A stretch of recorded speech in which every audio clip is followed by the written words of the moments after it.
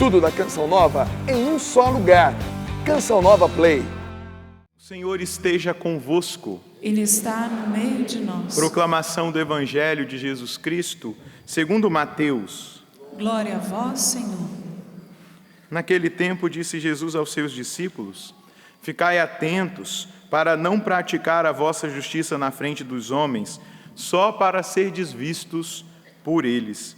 Caso contrário, não recebereis a recompensa do vosso Pai, que está nos céus. Por isso, quando deres esmola, não toques a trombeta diante de ti, como fazem os hipócritas nas sinagogas e nas ruas, para serem elogiados pelos homens. Em verdade vos digo, eles já receberam a recompensa. Ao contrário, quando deres esmola, que a tua mão esquerda não saiba o que faz a tua mão direita, de modo que a tua esmola fique oculta, e o teu Pai, que vê o que está oculto, te dará a recompensa. Quando orardes, não sejais como os hipócritas, que gostam de rezar em pé nas sinagogas e nas esquinas das praças, para serem vistos pelos homens. Em verdade vos digo, eles já receberam a sua recompensa. Ao contrário, quando tu orares, entra no teu quarto, fecha a porta e reza ao teu Pai que está oculto. E o teu Pai que vê o que está escondido, te dará a recompensa. Quando jejuardes, não fiqueis com o rosto triste como os hipócritas. Eles desfiguram o rosto, para que os homens vejam que estão jejuando. Em verdade vos digo, eles já receberam a recompensa. Tu, porém, quando jejuardes, perfuma a cabeça e lava o rosto, para que os homens não vejam que tu estás jejuando, mas somente teu Pai que está oculto. E o teu Pai que vê o que está escondido, te dará a recompensa. Palavra da salvação. Glória a vós, Senhor. Fortalecei os corações, vós que ao Senhor vos confiais. Fortalecei os corações, vós que ao Senhor vos confiais.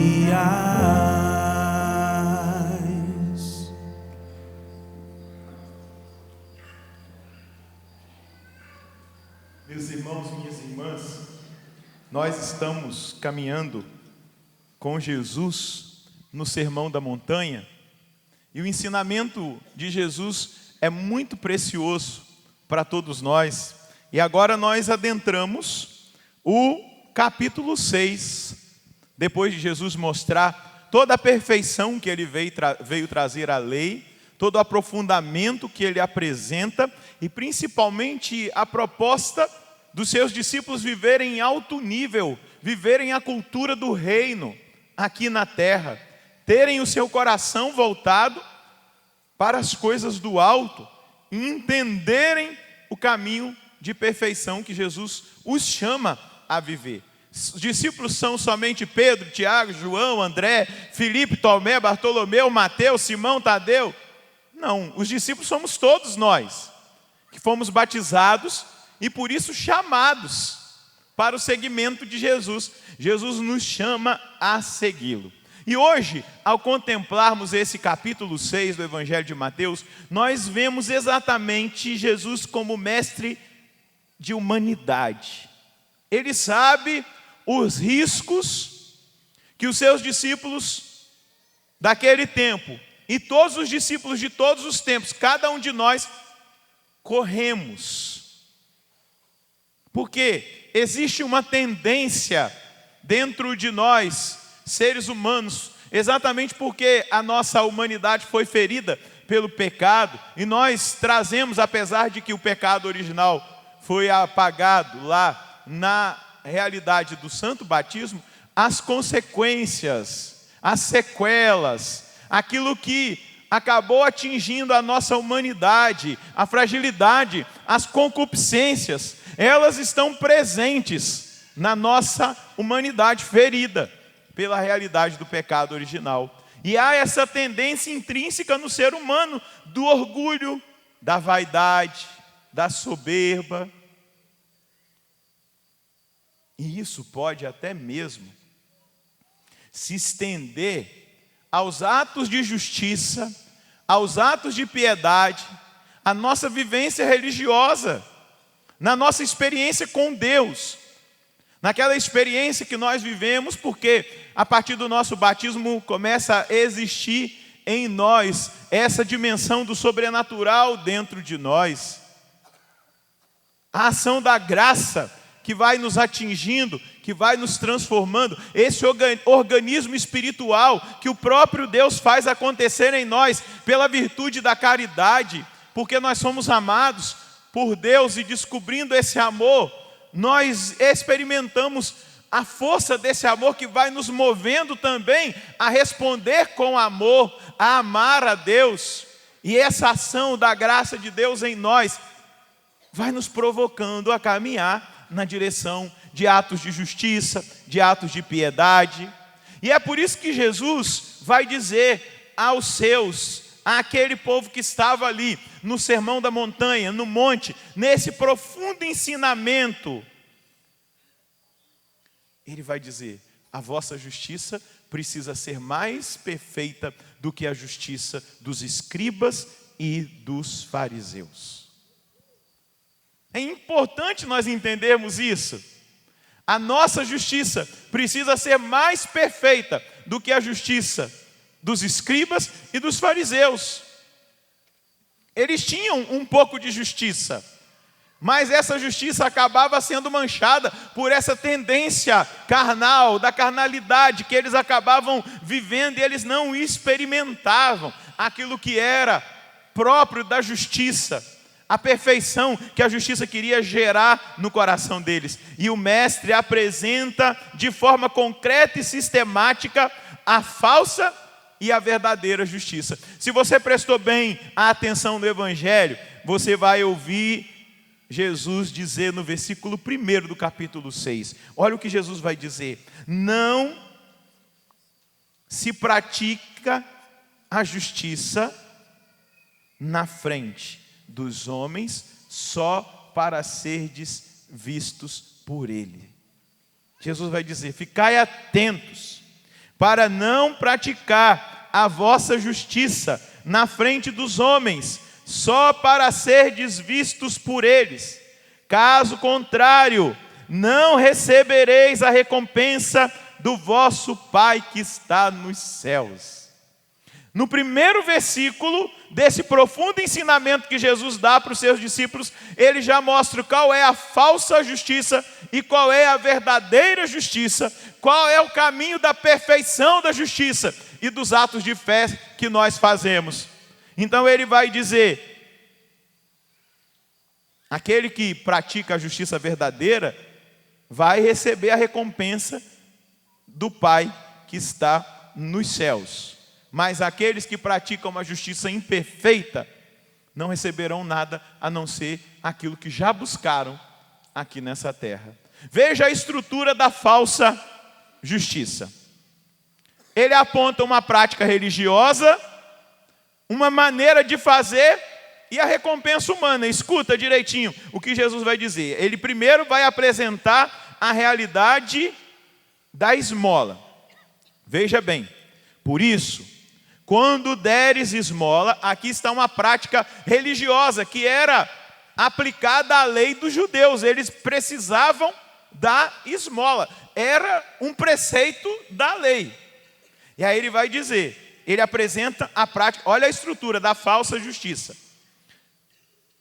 Quando deres esmola, por isso, quando deres esmola, não toques a trombeta diante de ti, como fazem os hipócritas nas sinagogas e nas ruas para serem elogiados.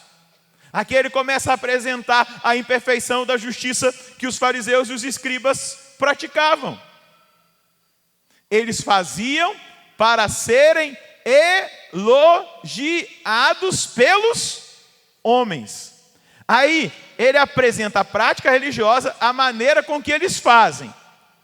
E aí ele vai dizer a recompensa humana. Em verdade eu vos digo, eles já receberam a sua recompensa. E aí ele vai apresentar a estrutura correta de como nós, como discípulos do Senhor, precisamos praticar a esmola. Ele vai dizer, em verdade eu vos digo, ao contrário, quando deres esmola, que a tua mão esquerda não saiba o que faz a tua mão direita, de modo que a tua esmola fique oculta, e o teu pai que vê o que está oculto te dará a recompensa. Aí ele apresenta a estrutura, uma prática religiosa, a esmola, a maneira certa de fazer, que a sua mão direita não sabe o que fez a esquerda. E aí ele vai dizer, a recompensa não vai ser humana, a recompensa será dada pelo céu, pelo vosso Pai que está no céu. Porque a recompensa da justiça imperfeita é aquela que buscava o elogio. Então aquele que deu esmola, a pessoa viu, ele tocou a trombeta, todo mundo viu. Aí, mas ele é muito bonzinho, olha como que ele dá esmola. Já recebeu a recompensa, mas recebeu mais nada. Porque o que ele queria era o louvor dos homens. Não queria o agrado de Deus. E o que Jesus está ensinando para nós? O que nós cristãos fazemos com essas práticas de piedade, com essas práticas de justiça, não são simplesmente para os homens. Nós não fazemos simplesmente para os homens. Nós precisamos fazer para Deus. Porque senão vira assistencialismo, senão vira somente uma ajuda humana. Mas quando eu ajudo alguém, quando eu esmolo, eu estou dando por causa do Cristo que está naquela pessoa. Isso é caridade, baseada em Jesus Cristo e que tem a recompensa do Pai Celeste. Eu não estou fazendo simplesmente pelos homens, ou para que eu seja reconhecido de ser um padre bondoso que dá esmola, que ajuda os pobres. Não. Por isso que Paulo vai dizer, ainda que eu pegue todos os meus bens e dê aos pobres, se não tiver caridade, de nada adiantará. Porque a caridade é exatamente a amizade com Deus. Eu estou fazendo por amor a Deus, aí está a diferença. Muita gente às vezes se confunde por aí, a gente pode ser de outras religiões que fazem tanta caridade. Não, fazem assistencialismo. Porque caridade se faz por amor a Deus que está no próximo, por Jesus. É em nome de Jesus que eu estou fazendo a caridade. Não é para que eu seja reconhecido. Tem muita gente agora nesse ano que deve estar fazendo caridade, né? Que vai sair de candidato. Precisa ser visto pelos homens. Mas não é caridade. É assistencialismo. A gente pode dar um monte de nome aí, de sinônimos. Mas não é caridade. A caridade tem que estar vinculada a Cristo. E Jesus os chama de hipócritas. O que é o hipócrita? Eu já falei isso aqui várias vezes. O hipócrita, a palavra hipócrita vem lá do teatro grego.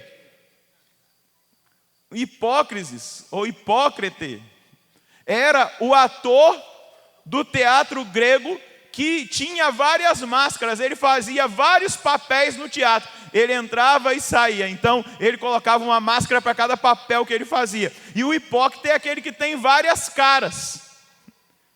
E ele está dizendo exatamente que a maneira hipócrita de viver dos fariseus e dos escribas não deve ser a nossa. Nós não somos atores. Nós não fazemos teatro, nós somos filhos e não podemos ter várias caras, nós temos uma identidade, nós somos filhos de Deus.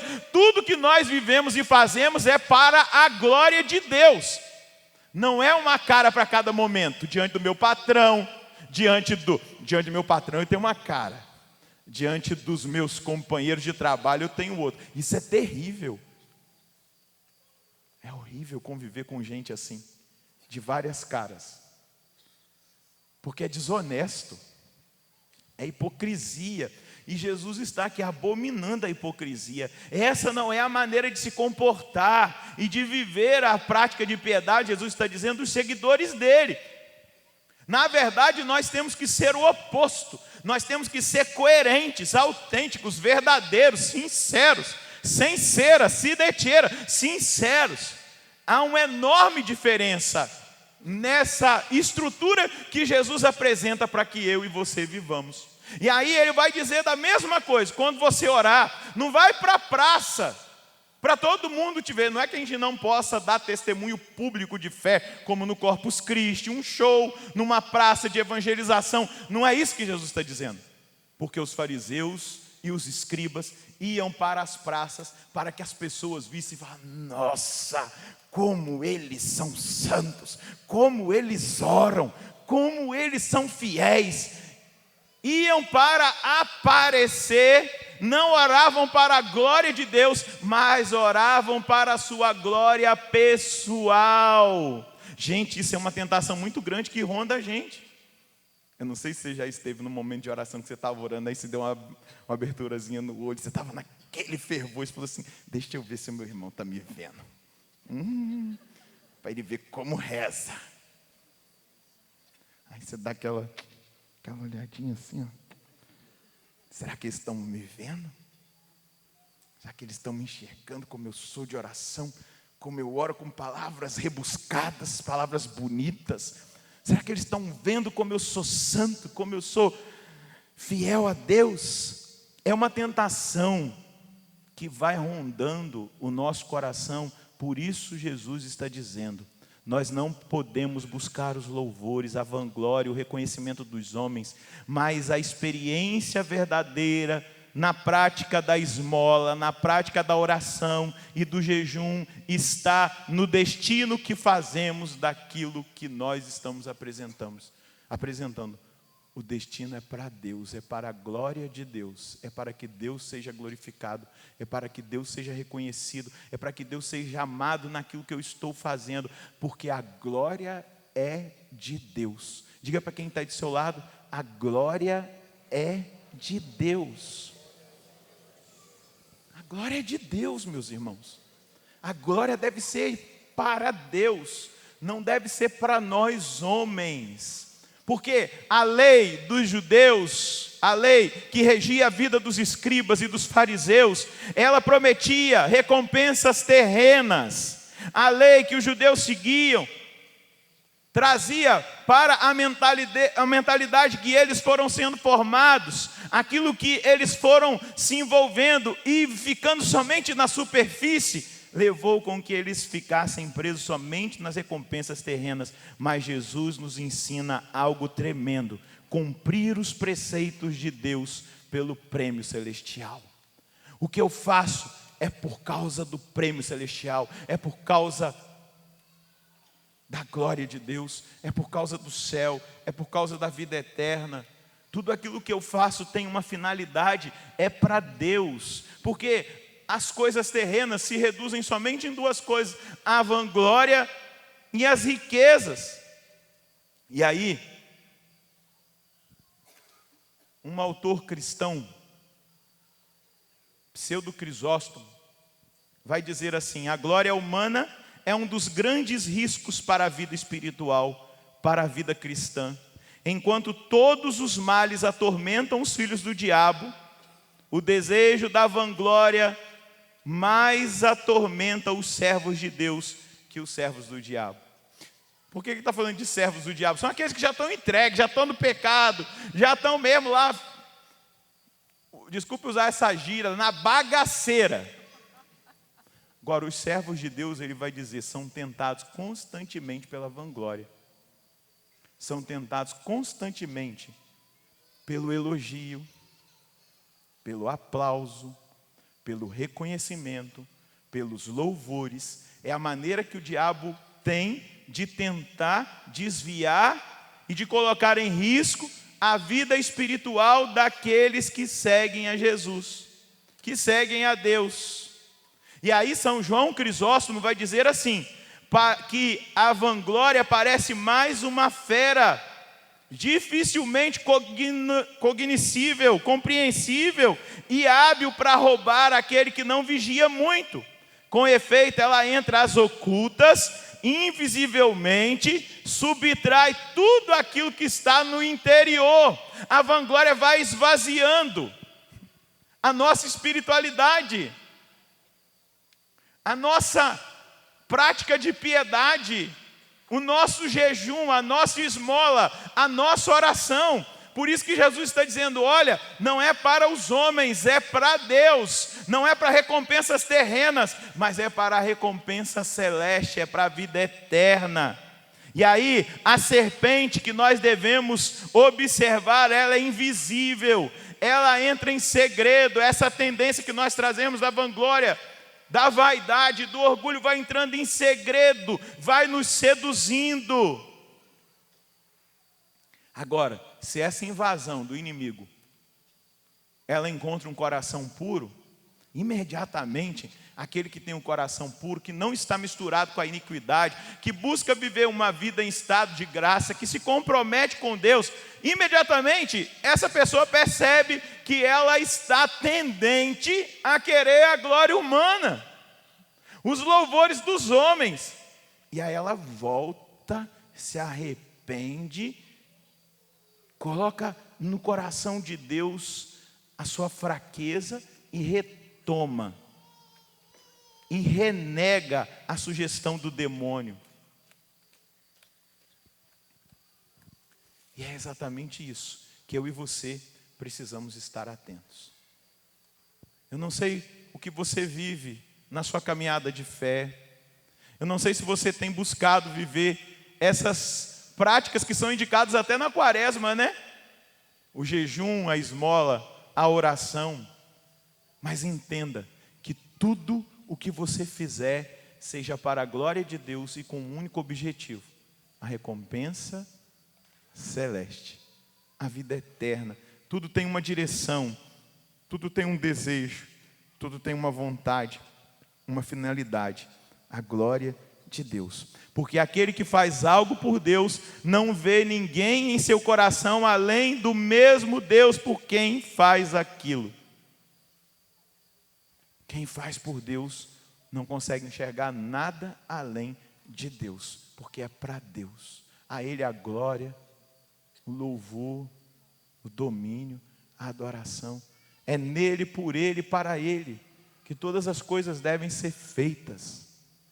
A nossa vida espiritual é exatamente essa decisão de colocar o meu coração na presença de Deus para agradá-lo. Para agradar o Deus que me chamou, o Deus que me convoca a viver essa experiência de uma vida sobrenatural, de uma vida em Deus. Veja, aquilo que Jesus diz hoje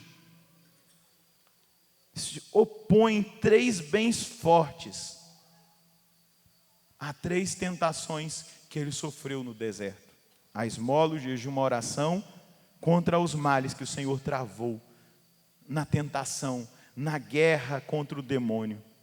Como efeito, ele lutou por nós contra a gula no deserto, contra a avareza no monte e contra a vanglória sobre o templo. Temos, portanto, a esmola que distribui em oposição à avareza, ao apego, às coisas materiais, aos bens. Pois a esmola nos faz experimentar exatamente essa oposição à tendência de acumular, de amontoar. Eu não sei se você já deu uma esmola, ajudou alguém, depois você se arrepende. Poxa, aquele dinheiro que eu dei dava para tomar um sorvete. Poxa vida, que pobreza. Você é mais pobre do que aquele que você deu a esmola. É de dar dó. Ou você foi na missa, na hora do apelo, da oferta, você colocou lá 10 conto. Depois você chega em casa que 10 conto vai me fazer falta. A gente tem essa tendência. E Jesus nos apresenta a esmola exatamente para nos libertar dessa tendência que nós temos de acumular bens, de estar presos às coisas dessa terra. O jejum que Jesus propõe a nós no Evangelho se opõe à gula, pois é seu contrário. Aquela tendência compulsiva de comer, parece que o mundo vai terminar em comida, em churrasco, em sorvete, em doce. E o jejum é para controlar esse apetite da gula, que o diabo lá no deserto falou: se você realmente é Deus, então você não está com fome, transforme a pedra em pão.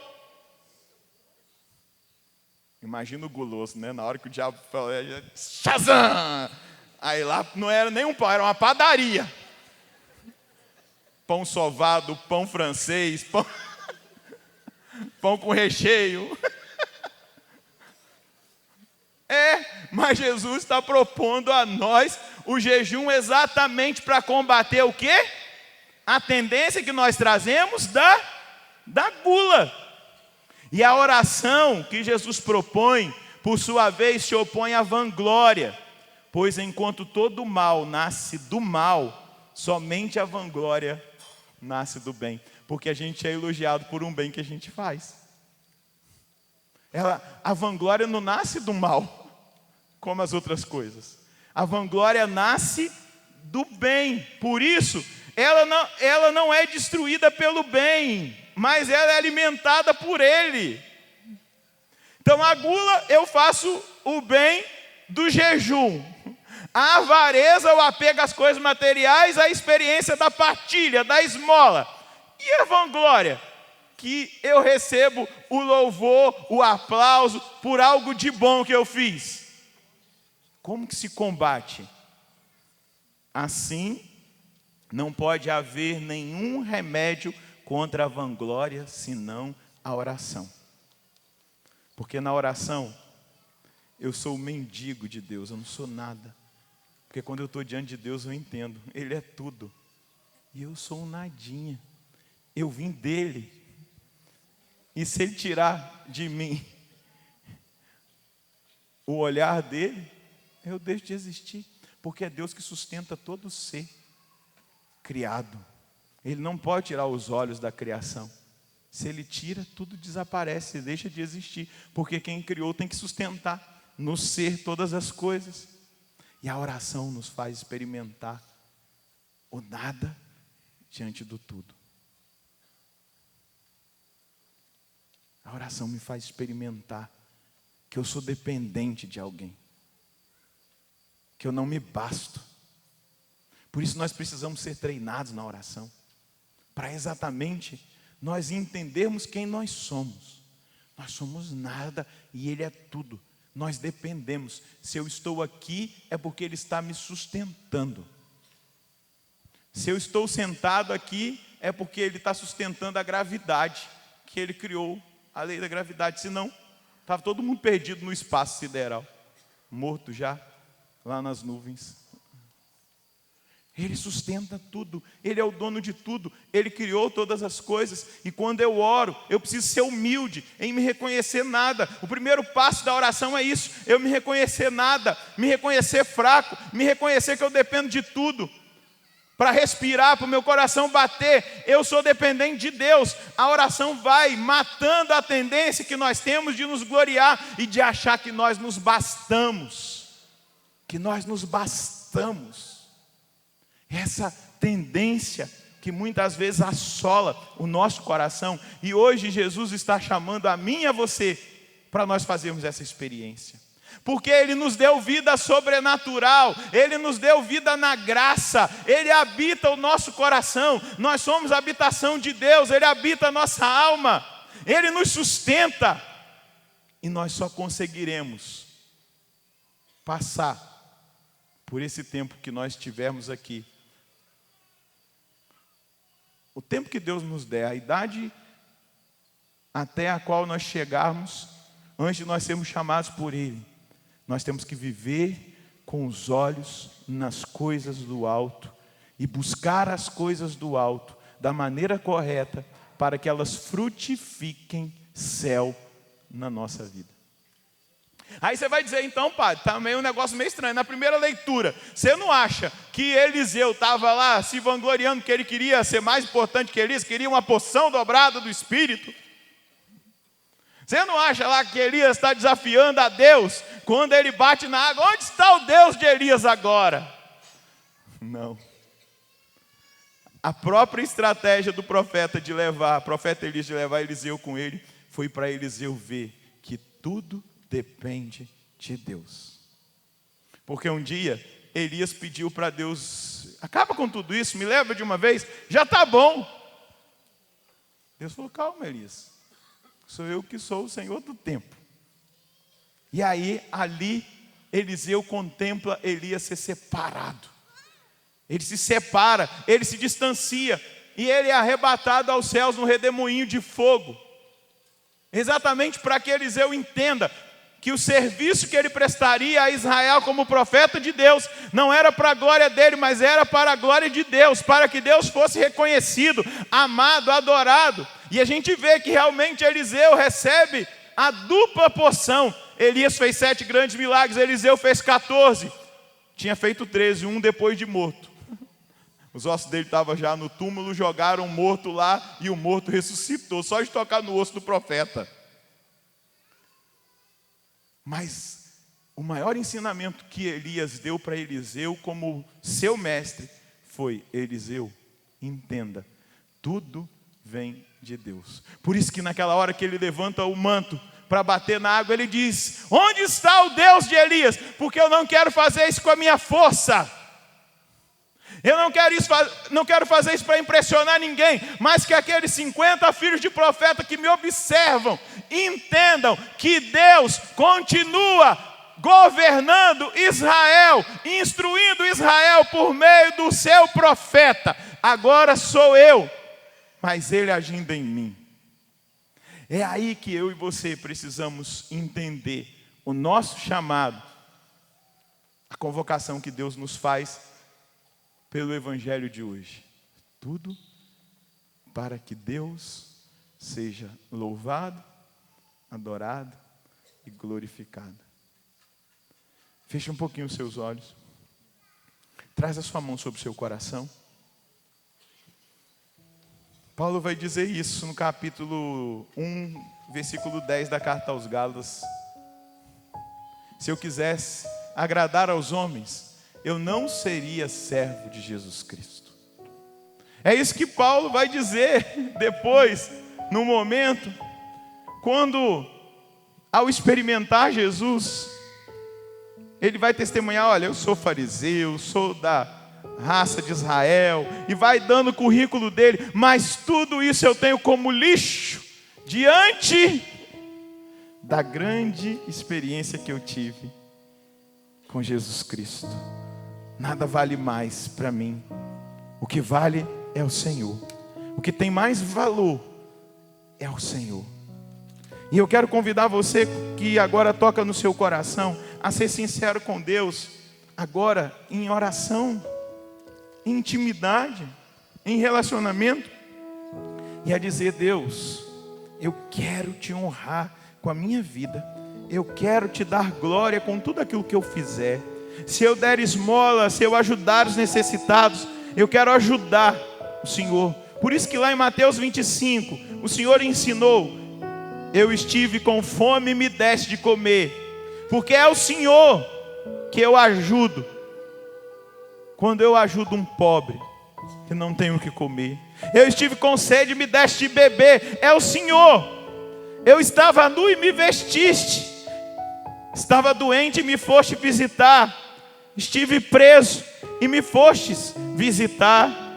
Não tinha abrigo e me destes abrigo.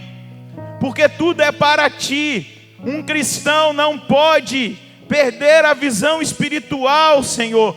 E eu te peço por cada um dos que estão aqui, os que me ouvem de casa, os que receberão essa mensagem nas redes sociais da Canção Nova. Toca no nosso coração para que a nossa vida tenha sentido, para que o nosso cristianismo tenha sentido, para que nós verdadeiramente entendamos, Senhor Deus, que toda ação horizontal precisa estar verticalizada também na sua direção, na direção da finalidade, do objetivo, da recompensa celeste, porque nós estamos aqui somente sendo treinados para o céu, e o treinamento para o céu, Senhor, é exatamente esse, de me colocar com sinceridade na sua presença, de estar atento ao coração, ao meu coração, que muitas vezes quer a glória humana, quer os louvores, os aplausos, os elogios, o reconhecimento. Eu te peço hoje, Senhor, junto com os meus irmãos que aqui estão orando, e tantos outros que oram de casa, tantos outros que são tocados por essa mensagem, que são sacudidos pela sua palavra, que são provocados a reagirem, que o seu Espírito Santo agora, Senhor, nos conduza, nos ensina a viver a justiça perfeita, porque o Senhor mesmo nos ensinou hoje no seu Evangelho. A justiça dos meus discípulos tem que ser mais perfeita do que a justiça dos fariseus e dos escribas. Eles tiveram a recompensa porque buscaram o reconhecimento dos homens, mas tudo aquilo que hoje, amanhã e todos os dias da minha vida, da nossa vida nós fizermos, vai ser para a sua glória, vai ser para o seu louvor, vai ser para a sua honra, vai ser para que o Senhor seja engrandecido, para que o Senhor seja glorificado, para que o Senhor seja amado. Faz acontecer no meu coração, no coração de cada irmão, de cada irmã, essa mudança radical, essa experiência concreta de uma vida nova, de uma vida na graça, de uma vida de intimidade, de uma vida concreta, buscando o Senhor, verdadeiramente os efeitos verdadeiros, santos, do jejum, da oração e da esmola. Faz acontecer a sua obra, é o que nós te pedimos nessa noite, Senhor. Muda, transforma. A ti a glória, a Ele a glória, a Ele o louvor, a Ele o domínio. Ele é o Senhor. Ergue os seus braços e solte a voz. A Ele a glória, a Ele o louvor, a Ele o domínio. Ele é Alfa, Ômega, princípio e fim. Sim, Ele é, sim, Ele é, sim, Ele é Alfa e Ômega, princípio e fim. Sim, Ele é, sim, Ele é. A Ele a glória, a Ele a glória, a Ele o louvor, a Ele o domínio. Ele é o Senhor. A Ele a glória, a Ele o louvor, a Ele o domínio. Ele é. Louvado seja nosso Senhor Jesus Cristo. Para sempre seja louvado. Tudo da Canção Nova em um só lugar. Canção Nova Play.